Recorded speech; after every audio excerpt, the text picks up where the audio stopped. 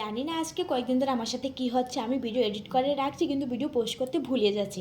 আর এই ভিডিওটা ছিল আজকে অনেক দিনের আগে, কিন্তু এটাও পোস্ট করতে আমি ভুলে গেছিলাম। তো ভাবলাম এটা ভয়েসটা চেঞ্জ করে তোমাদের সাথে শেয়ার করা যাক, কারণ আমার সব কিছু আমি কিন্তু তোমাদের সাথে শেয়ার করি।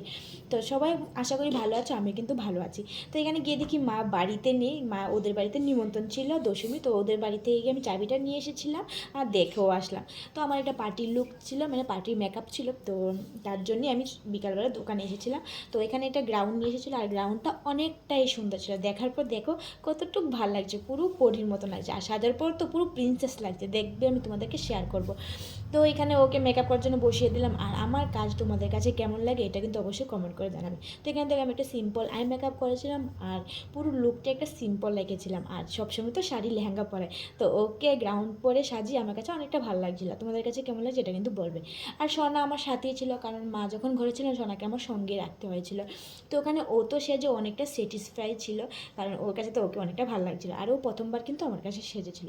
আর তোমাদেরকে আমি দেখাই, সোনা দেখো চুপে চাপে আমার লিপস্টিক নিয়ে ও দোকান থেকে লিপস্টিক লাগাচ্ছে, মানে কি চুপে চাপে কাজ করে দেখো।